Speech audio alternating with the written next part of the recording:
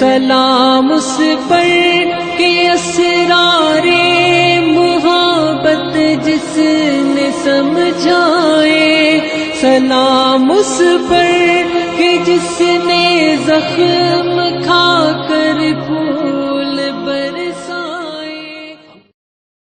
اللهم صل على محمد وعلى آل محمد كما صليت على إبراهيم وعلى آل إبراهيم إنك حميد مجيد۔ اللهم بارك على محمد وعلى آل محمد كما باركت على إبراهيم وعلى آل إبراهيم إنك حميد مجيد۔ اعوذ باللہ من الشیطان الرجیم، بسم اللہ الرحمن الرحیم۔ آج ہم کلاس نمبر 13 پڑھیں گے، جس میں ہم مدنی دور کا 6واں سال پڑھنے جا رہے ہیں۔ گزشتہ سوالات کے جوابات آپ کے سامنے آ رہے ہیں اور آپ دیکھ سکتے ہیں کہ آپ نے کتنے جوابات ٹھیک دیے۔ پچھلی دفعہ ہم نے مدنی دور کا 5واں سال پڑھا تھا، جس میں ہم نے منافقین کا رویہ، اس کے نتائج کیا کیا ہوئے، کون کون سی سازشیں کی گئیں، کیا کیا فتنے پھیلائے گئے، واقعہ افک جس میں حضرت عائشہ رضی اللہ تعالی عنہا پر تہمت لگائی گئی، غزوہ احزاب، اور اس کے بعد بنو قریظہ سے نمٹا گیا، اور بہت سارے دیگر واقعات اور احکامات ہم نے پڑھے تھے۔ ایک سوال میں نے آپ سے پچھلی دفعہ کیا تھا کہ واقعہ افک کی روشنی میں اللہ تعالیٰ نے مسلمانوں کو خاص طور پہ سورہ نور میں کیا ہدایات کی ہیں، اور ہم نے اس پہ بہت بات بھی کی۔ اس کا خلاصہ میں یہاں رکھ دیتی ہوں۔ سب سے پہلے تو آغاز یہ ہوا کہ اللہ تعالیٰ نے واضح احکامات اور حدود نازل فرما دی، اور یہ آپشنل نہیں چھوڑا کہ تم لوگ چاہو تو ان پہ عمل کرو، بلکہ پہلے ہی کہہ دیا کہ یہ اللہ نے فرض کی ہے۔ اس میں قانونی، تعزیری، معاشرتی احکامات ہیں۔ دوسری بات یہ کہ یہ صاف صاف کہہ دیا کہ یہ اللہ کی حدود ہیں، ان کو تو قائم کرنا ہی ہے۔ اسلامی معاشرے میں یہ ضروری ہے کہ بلا رعایت جس نے جو جرم کیا ہو اس کو اس کی سزا دی جائے۔ ہاں، اس بات کا خیال رکھنا بہت ضروری ہے کہ کسی بھی پاک دامن پر اگر کوئی تہمت لگائی جاتی ہے اس کو ہلکا نہ لیا جائے، یہ کوئی چھوٹی بات نہیں ہے۔ جس نے جو حصہ لیا، اچھا لیا، روکا، وہیں پہ کہہ دیا کہ یہ نہیں ہو سکتا، دوسروں کو منع کیا، اپنے لیے اجر سمیٹا، اور جس نے بات آگے بڑھائی، ایک دوسرے کے کانوں میں ڈالی، بلا احتیاط تبصرے کیے، اس نے اپنے لیے گناہ سمیٹا۔ پھر مسلمانوں سے یہ سوال کیا گیا ہے کہ تم نے سنتے ہی کیوں نہیں کہا، تم نے کیوں نہیں اچھا گمان کیا کہ ایسا نہیں ہو سکتا، اور پھر تم ایک سے دوسرے کو کہتے چلے گئے۔ یہ بھی فرما دیا گیا کہ کوئی بھی شخص اگر کسی پہ الزام لگاتا ہے تو اس پر لازم ہے کہ وہ گواہ لے کر آئے۔ یہ کوئی آسان معمولی بات نہیں ہے کہ کسی کے کردار کے بارے میں جو چاہا کہہ دیا، اور ایک فرد نے تو کہا ہی تھا، زبانیں اس کو لے کے آگے چلتی چلی گئیں، اور پھر معاشرے میں فحاشی پھیلانے والوں کو شدید مذمت کی گئی کہ یہ شیطان کا کام ہے اور وہ چاہتا ہے کہ معاشرے میں فحاشی پھیلے۔ اس کے بعد ہم آتے ہیں ہمارے آج کے سبق کے اوپر۔ مدنی دور کا 6واں سال جو آج ہم پڑھیں گے، اس میں ہم کیا کیا دیکھیں گے؟ ہم دیکھیں گے کہ مدنی دور کے مختلف کیا کیا مراحل ہیں، کہاں تک ہم پہنچ گئے ہیں، اور کیا ہم آگے پڑھنے والے ہیں۔ غزوہ احزاب تفصیل کے ساتھ ہم نے پچھلے ہفتے پڑھا۔ اس کے بعد کیا ہوا؟ صلح حدیبیہ کیا تھی؟ بیعت رضوان کسے کہتے ہیں؟ اور پھر آپ صلی اللہ علیہ وسلم نے دین کی دعوت بادشاہوں اور امراء اور سلاطین تک پہنچائی، اس کا بھی ہم آج ذکر کریں گے۔ مدنی دور کے جو 3 مراحل ہیں وہ آپ کے سامنے ہیں۔ ہم نے مکہ کا دور پڑھا، مکمل آزمائشیں، ایک کے بعد ایک تشدد ہے، ظلم و ستم ہے، یہاں تک کہ اپنے شہر سے نکل جانا ہے۔ اس میں طائف کا سفر بھی آیا، اس میں ہجرت حبشہ بھی آئی، اس کے بعد مدینہ ہجرت ہوتی ہے۔ آپ صلی اللہ علیہ وسلم اور آپ کے ساتھی مدینہ پہنچتے ہیں۔ مدینہ پہنچنے کے بعد اب تک جو ہم نے پڑھا ہے آسان نہیں ہوئی ہے ابھی بھی زندگی۔ ابھی دین کے لیے آزمائشیں دینے کا، اپنے ایمان کو ثابت کرنے کا وقت چلتا چلا جا رہا ہے، اور کتنے سال ہو گئے اب تک ہم نے جو پڑھے ہیں؟ 18 سال. 18 سال زندگی کا کتنا بڑا حصہ ہوتے ہیں نا. اللہ تعالیٰ نے اچھی طرح جانچ لیا، پرکھ لیا، ہر طرح کی آزمائش میں ڈالا، پھر جا کے جو ہے وہ تاریخ کروٹ لیتی ہے. لیکن انسان کو نہیں معلوم ہوتا کہ 2 سال ہوں گے، 4 سال ہوں گے، 10 ہوں گے یا 20 سال ہیں، یا اللہ تعالیٰ ہماری زندگی میں کتنے سال ہمیں آزماتا رہے گا اور پھر وقت بدلے گا. جو پہلا مرحلہ تھا جو ہم نے مکمل اب کر لیا ہے آج، یہ تقریباً 5 سے 6 سال کا تھا، جس میں ہجرت کے بعد پھر آپ نے سارا تسلسل دیکھا. غزوہ بدر بھی آئی، غزوہ احد بھی آئی، غزوہ احزاب بھی آئی، اور اب صلح حدیبیہ جو آج ہم پڑھیں گے. اس میں آزمائشیں ہیں، فتنے ہیں، پریشانیاں ہیں. اس کے بعد جو دوسرا مرحلہ شروع ہوگا وہ 2 سے 3 سال کا ہے. یہ صلح حدیبیہ سے شروع ہوتا ہے اور پھر فتح مکہ تک چلتا ہے. اس میں مسلمانوں کو نسبتاً امن نصیب ہوا، لہٰذا اس کا لازمی نتیجہ یہ تھا کہ دعوت اور تبلیغ کے کام میں بھی تیزی آئی، اور مدینہ جو اسلامی ریاست قائم کرنے کے لیے ہجرت کی گئی تھی، اس ریاست کا استحکام بھی مسلمانوں کے لیے ممکن ہوا. اس کے بعد پھر آخری مرحلہ جو آتا ہے وہ فتح مکہ، جب ہر جگہ اسلام غالب ہو چکا. اس کے بعد جا کے پھر آپ صلی اللہ علیہ وسلم کے انتقال تک کا زمانہ ہے، جس میں لوگ بہت کثرت کے ساتھ آئے، بہت تیزی سے لوگ آتے چلے جاتے تھے، جو ہم انشاءاللہ آگے قرآن کے حوالے سے بھی پڑھیں گے کہ لوگ بہت زیادہ اسلام میں داخل ہوئے. تو آج ہم پہلا مرحلہ مکمل کر کے دوسرے مرحلے میں داخل ہوں گے. غزوہ احزاب ہم نے پڑھی تھی. غزوہ احزاب کے بعد آپ صلی اللہ علیہ وسلم نے فوراً ان دشمنان دین سے نمٹنا شروع کیا جنہوں نے اس میں حصہ لیا تھا. اور اس نمٹنے میں 3 کیٹیگریز ہمیں ملتی ہیں. کچھ ایسے تھے جو کہ افراد تھے، فرد تھا الگ الگ، جنہوں نے بہت باتیں بنائی تھیں، اکسایا تھا، بہت حصہ ڈالا تھا. فردن ان افراد پہ بھی توجہ کی گئی، ان کو سزا دی گئی. قبائل تھے جنہوں نے مکہ میں ساتھ دیا قریش کا، جا کے ان کی طرف بھی مہمات بھیجی گئیں. اور پھر خیبر میں جہاں پہ یہود آباد تھے، وہاں سازشوں کا گڑھ بن چکا تھا، اور ہر سازش کی بنیاد کہیں نہ کہیں جا کے وہاں جڑ جاتی تھی. تو خیبر کے بارے میں تو ہم اگلی کلاس میں انشاءاللہ پڑھیں گے. اور پھر یہ بھی کیا گیا کہ اسلام کی دعوت بھی دی گئی لوگوں کو، لیکن ساتھ ساتھ فوجی مہمات بھی بھیجی گئیں. اور جو اسلام لے آئے اور اسلام کے قلعے میں آ جائے وہ مامون ہوتا تھا، اس کو امن دیا جاتا تھا. لیکن جو مقابلے پہ آ جائے اس سے پھر لڑائی کی جاتی تھی. اب ہم آتے ہیں ہمارے آج کے خصوصی واقعے کے اوپر، جو ہے صلح حدیبیہ. آپ کو یاد ہے کہ پچھلی دفعہ غزوہ احزاب کے بعد آپ صلی اللہ علیہ وسلم نے فرمایا تھا کہ اب یہ تم پہ چڑھائی نہیں کریں گے، تم ان پہ چڑھائی کرو گے. یہاں پہ یہ ہوا کہ آپ صلی اللہ علیہ وسلم نے خواب میں دیکھا کہ آپ عمرہ کرنے تشریف لے کے جا رہے ہیں. تو آپ نے پھر اناؤنس کیا کہ ہم مکہ کی طرف جا رہے ہیں اور ہم عمرہ کریں گے. تو صحابہ، آپ کو اندازہ ہے نا کہ جو اپنے شہر سے نکلے ہوئے ہیں ان کو کتنا یاد آتا ہوگا نا اتنے سالوں میں اپنی جگہ، جہاں پیدا ہوئے، جہاں پلے بڑھے، جہاں وقت گزارا، وہ تو چھوڑنا پڑا تھا نا. اور پھر وہ مسلمان جو بعد میں اسلام لائے، ان کے لیے مکہ اور خانہ کعبہ کتنی اہمیت رکھتا ہے نا، ہمارے لیے کتنی رکھتا ہے، کتنی تڑپ پیدا ہوتی ہے کہ بس موقع ملے اور ہم پہنچ جائیں حرم میں. تو مسلمانوں کے اندر بھی یہ تڑپ تھی اور یہ تکلیف تھی کہ جا نہیں سکتے، اور یہ فکر اور یہ پریشانی تھی. ایک تو اپنے رشتہ دار وہاں پر تھے، دوسرا یہ تھا کہ راستہ رکا ہوا ہے اور ہم ہی اسلام کے لام لیوا ہیں اور ہم ہی اللہ کے گھر نہیں جا سکتے. تو لوگوں نے بڑے ذوق و شوق سے تیاری کر دی، اور آپ صلی اللہ علیہ وسلم کے ساتھ تقریباً 1500 صحابہ کرام رضی اللہ تعالی عنہم جمع ہوئے. اور ساتھ بہت زیادہ کوئی ہتھیار نہیں لیا گیا، صرف سفر میں عرب کا رواج تھا کہ ایک تلوار رکھ لی، تو انہوں نے وہی ہتھیار ساتھ رکھا. کوئی جنگ کی تیاری سے نہیں نکلے تھے. مسلمان یہ ارادہ کر کے ہی نکلے تھے کہ ہم نے لڑنا نہیں ہے، ہاں کوئی ہمیں روکے نہ، راستے میں کوئی مقابلے پہ نہ اترے، ہم امن سے جائیں گے، عمرہ کریں گے اور واپس آ جائیں گے. لیکن قریش نے یہ فیصلہ کر لیا تھا کہ ہم اندر آنے نہیں دیں گے، اور انہوں نے انٹرنس پہ ہی ایک دستہ تعینات کر دیا تھا کہ ان کو انٹر نہیں ہونے دینا.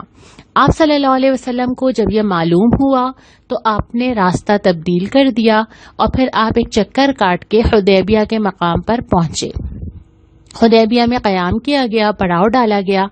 اس کے بعد پھر گفتگو کا مرحلہ شروع ہوا.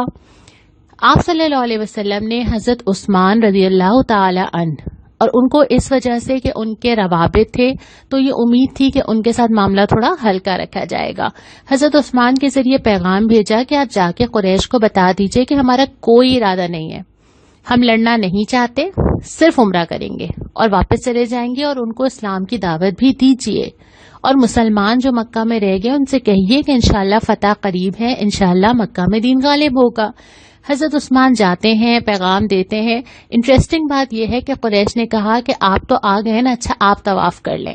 حضرت عثمان نے کہا کہ نہیں، میرے لیے مناسب نہیں ہے کہ اللہ کے نبی صلی اللہ علیہ وسلم سے پہلے میں طواف کروں۔ انہوں نے ایسا نہیں کیا، لیکن پھر گفت و شنید ہوتی تھی تو قریش نے ان سے کہا اچھا آپ رکیں، اچھا ہم ابھی سوچتے ہیں، اور حضرت عثمان کو واپس آنے میں تاخیر ہوئی، ان کو روک لیا گیا۔ یہاں پہ یہ افواہ آئی کہ حضرت عثمان رضی اللہ تعالی عنہ کو شہید کر دیا گیا ہے، اور جب یہ بات آپ صلی اللہ علیہ وسلم کے علم میں آئی تو آپ نے درخت کے نیچے حدیبیہ کے مقام پہ صحابہ سے بیعت لی، اور اس بیعت کا سینٹرل آئیڈیا یہی تھا کہ اب جو پیش آئے گا مقابلہ کریں گے، حضرت عثمان کے نعوذ باللہ قتل کا بدلہ لیں گے۔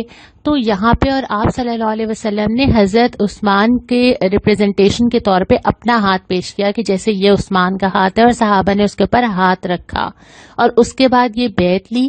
اسی کا تبصرہ سورہ فتح کی آیت نمبر 18 میں قرآن نے بھی کیا ہے جو آپ کے سامنے ہے۔ یہ اس بیعت کے ہونے کے بعد حضرت عثمان رضی اللہ تعالی عنہ کی واپسی ہو گئی، اور اس کے بعد جب قریش کو اندازہ ہوا کہ یہاں معاملہ ذرا سیریس ہو رہا ہے تو انہوں نے سہیل بن عمرو کو بھیجا کہ ہماری طرف سے جا کے آپ مذاکرات کیجیے، اور اس کے بعد پھر جب یہ مذاکرات آپس میں ہوئے کیا کرنا ہے کیسے کرنا ہے، قریش تھوڑا سا انہوں نے سرنڈر کیا، اور اس کے بعد پھر وہ صلح ہوئی جسے صلح حدیبیہ کہا جاتا ہے۔ صلح حدیبیہ کی جو اہم دفعات تھیں وہ یہ تھیں، اس میں یہ تھا کہ اس سال تو مسلمان واپس چلے جائیں، ظاہر قریش کی بھی ناک کا مسئلہ تھا کہ اگر انٹر ہونے دیا تو بالکل ہی اس کا مطلب ہم نے میدان چھوڑ دیا، تو اس سال جائیں، اگلے سال آئیں، تاکہ ہم یہ کہہ سکیں کہ ہم نے داخل نہیں ہونے دیا۔ 3 دن کے لیے آئیں گے، ہتھیار نہیں لائیں گے، عمرہ کریں گے اور واپس چلے جائیں گے۔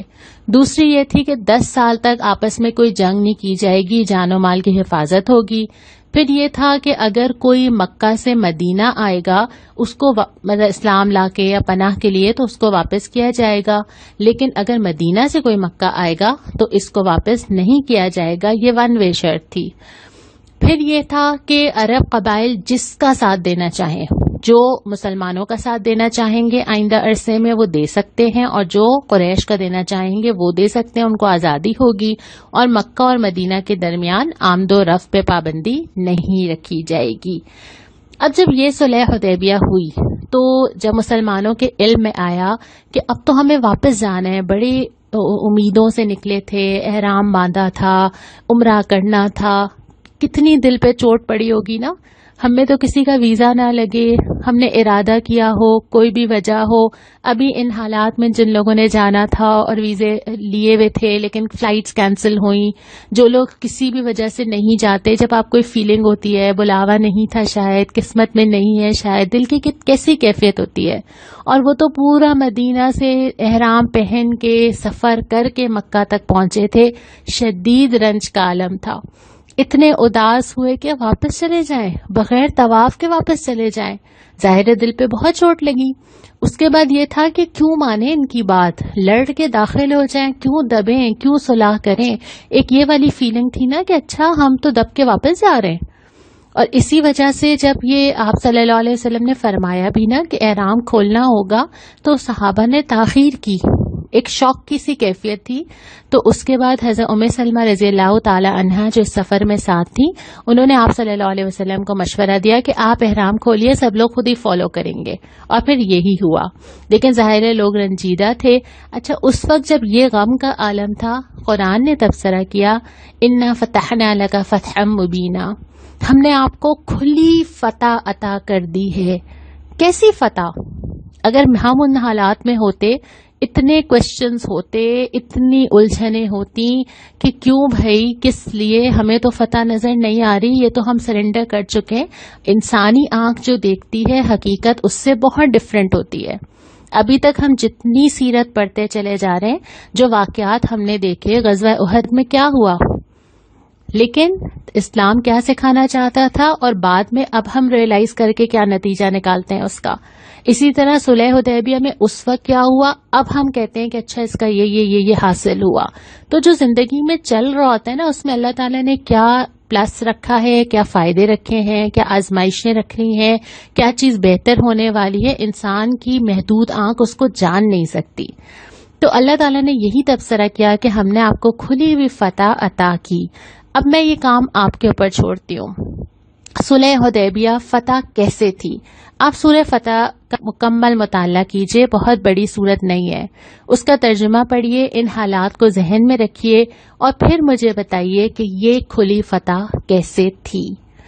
یہاں تک پھر جب آپ صلی اللہ علیہ وسلم واپس آتے ہیں اور اس کے بعد پھر آپ نے مدینہ جانے کے بعد جو اگلا فوری کام کیا وہ یہ کیا کہ اب ایک طرف سے تو پتا تھا کہ اب یہاں سے خطرہ نہیں ہے نا، اب تھوڑا سا ٹائم ملا ہے اور اب دوسری چیزوں کے اوپر فوکس کیا جا سکتا ہے. تو آپ صلی اللہ علیہ وسلم نے مدینہ کے ارد گرد جتنی ریاستیں تھیں، ایک دین کی دعوت دینے والے کی ذمہ داری ہے کہ وہ ہر خاص و عام کو دین کی دعوت پہنچائے جہاں تک اس کا کانٹیکٹ ہے اور جہاں تک اس کی ریچ ہے. آپ صلی اللہ علیہ وسلم نے آس پاس کے لوگوں کو بھی، خاندان کو بھی، قبیلے کو بھی، مدینہ بھی، بازاروں میں جا کے بھی ہر جگہ دعوت پہنچائی، لیکن اور بڑے لیول پہ، کیونکہ دین باؤنڈری کے اندر تو نہیں ہوتا. آپ صلی اللہ علیہ وسلم نے تمام بادشاہوں کو جو آس پاس تھے خط لکھے. کچھ نے رسپانس بہت اچھا دیا، آپ کے سامنے چارٹ آ رہا ہے، آپ دیکھ سکتے ہیں. کچھ نے بہت اچھا رسپانس دیا، اسلام لے آئے. کچھ ایسے تھے جنہوں نے ٹائم مانگا، کچھ ایسے تھے جو خاموش رہے، نہ ہاں نہ، اور کچھ ایسے تھے جنہوں نے پھر آگے سے ایسے کلمات کہے یا بدتمیزی کی یا برا رسپانس دیا. اس کے اکارڈنگ پھر ان کے ساتھ یہ معاملہ کیا گیا.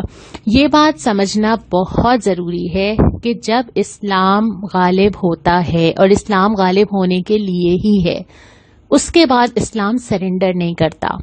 اب جو بھی حکومت ہوگی، جو بھی انسان ہوگا، وہ اپنی مرضی لے کے نہیں چل سکتا نا. جس نے بھی جیسے آپ صلی اللہ علیہ وسلم نے سب کو یہی دعوت دی کہ یا تو تم ذمہ بن جاؤ، ٹھیک ہے، اسلام کے دائرے میں آ جاؤ، ٹیکس دو، ہم تمہارے جان و مال کی حفاظت کریں گے، قانون اسلام کا چلے گا، اور اگر تم ایسا نہیں کرتے تو لڑنے کے لیے تیار ہو جاؤ.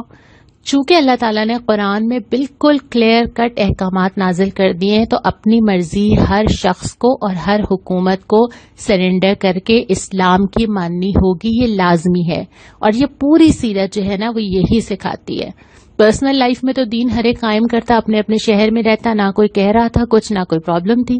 اصل میں تو سب کو بھی یہی پرابلم تھی، اور یہ ساری مشقت سیرت میں جو ہم پڑھتے چلے جا رہے ہیں یہ اسی لیے تو تھی کہ اسلام کو غالب کرنا ہر ایک پر فرض ہے، اپنی زندگی میں بھی اور اپنے دائرے میں جہاں تک بھی ہم پہنچ سکیں. اب آپ کے سامنے ایک محبت محسوس ہوتی ہے دیکھ کر آپ صلی اللہ علیہ وسلم کی طرف سے بھیجے گئے خطوط کے جو عکس ہمیں ملتے ہیں، جو ہمیں بہت ساری جگہوں پہ کتابوں میں نظر آتے ہیں. اس میں سے کچھ نمونے کے لیے ہیں میں نے کہ اس طرح کے خطوط جو ہیں وہ آپ صلی اللہ علیہ وسلم نے بھیجے. یہاں تک ہم اپنی آج کی اس کلاس کا اختتام کرتے ہیں.